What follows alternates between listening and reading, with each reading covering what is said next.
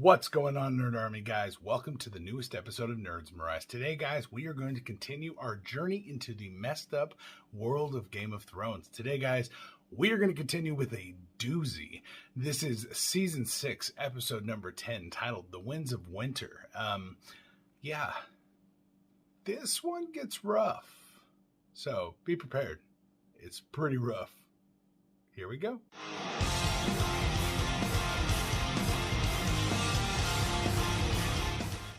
We start up with Cersei Lannister standing in her tower overlooking the entire city. Mostly the Sept, though, because some shit's going down there and she's not there. So Sir Loras turns and confesses his sins in the middle of the crowded Sept and says how much he loves a fat dick in his mouth. And so, yes, he's decided to get rid of his sin by devoting his entire life to the church. And he gets his head carved up like a motherfucker. Now he's one of them crazy sons of bitches. Tommen gets ready as the king starts heading to the Sept to oversee everything, and the mountain is standing in his way and will not let the young king leave his room. So, mommy's got plans, boy. Stay inside. So Lancel is ordered by the High Sparrow to go get his fucking aunt and tell that twat to get down here and watch what's going on. And yeah, he does that like a good little dog. So then we get to see as he leaves, Lancel is distracted by a little boy there who is actually paid to lead Lancel on a little bit of a wild goose chase. He follows the boy down to under the Sept. Qyburn gives a dramatic speech to Maester Pycelle, and then all his little whisperer children all around him come on in and they stab the shit out of Maester Pycelle. What the fuck?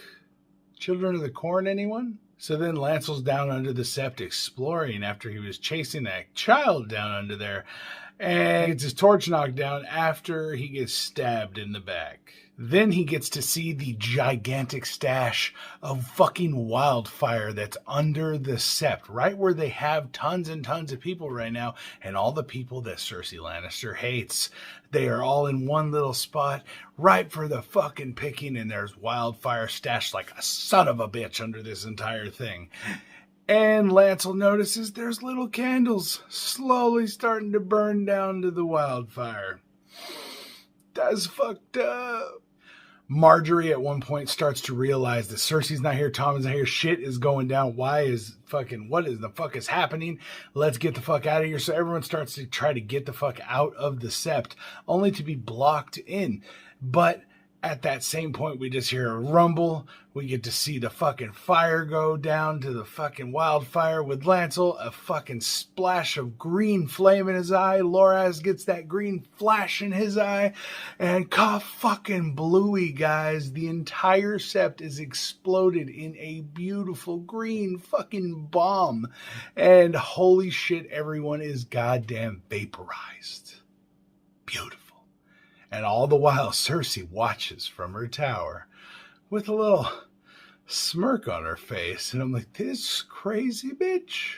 So Tommen is destroyed by this. He knows what his mother did. He knows that everyone that he was sided with and the religion he sided himself with and his wife were in that building and are dead.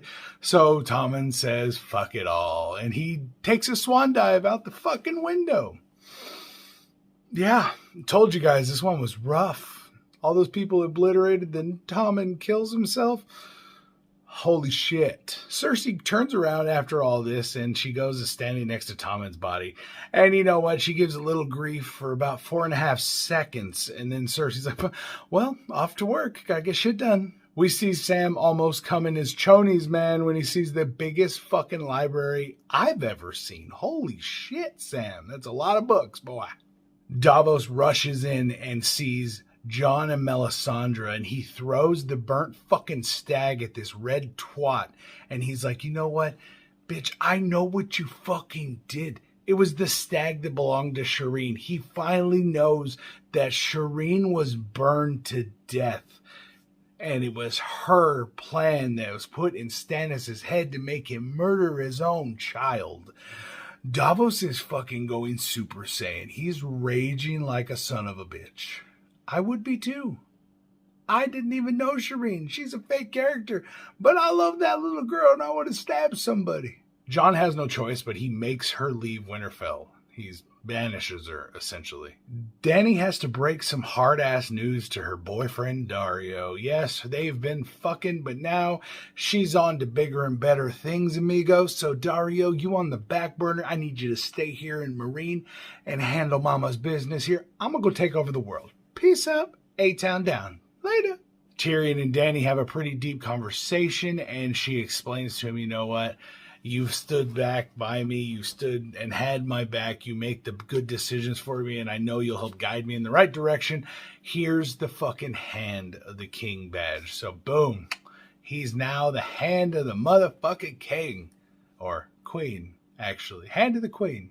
Littlefinger and Sansa have a nice little conversation out by the Godswood, out in the snow. It's very pretty. And he totally misreads the entire situation yet again and goes in for the kissy kiss. Littlefinger, you're old as fuck. She don't want you. Benjen bids his nephew farewell, says goodbye to Bran and everyone, and says, you know what, I can't cross the wall, but I got you guys where you need to be. Go on through.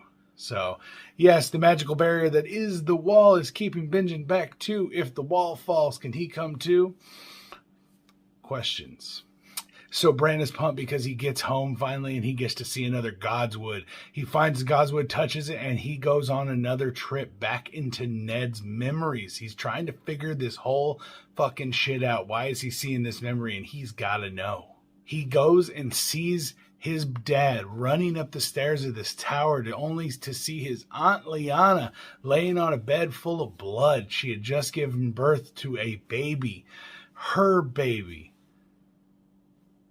with Rhaegar Targaryen, guys. Yes, let it soak in a second. When you get there, you'll know. So then we flash back to Winterfell, and all the people and lords and everyone from Winterfell is standing in front of Jon Snow. Young Lyanna Stark stands up, pulls her sword out, and declares, Jon Snow's the King of the North. And I'm like, oh shit, little Lyanna Stark said it. Everyone say it. So all the swords go up, and King of the North, King of the North. And I'm like, I like this. It's got a good ring to it, Jon. Look at bro, you ain't even a Stark and you're still a king. Little do they know you got a dragon in you. Then we get to flash to the Iron Throne. Cersei walks up with her fucking monster and her lover brother, and they take their seats. Yes, Cersei sits her fucking big old ass on the Iron motherfucking Throne. And you know what? I'm not gonna lie, she looks good doing it. Dany then takes to the seas with her fucking army and her newly acquired ships, and shit's going down. So guys, this episode was fucking awesome. It was so crazy. Obviously, Cersei gets the kill fucking winner of this goddamn episode. She murdered like fucking 5,000 people, and then her son killed himself because of it. Fucking 5,001. Fucking Cersei, what are you doing? Just kill yourself already. Let's get it over with. But guys, let me know what you guys thought about this episode. Do you agree with Lyanna Mormont? Do you agree that he's king of the fucking North, Jon motherfucking Snow? I do. I love Jon Snow.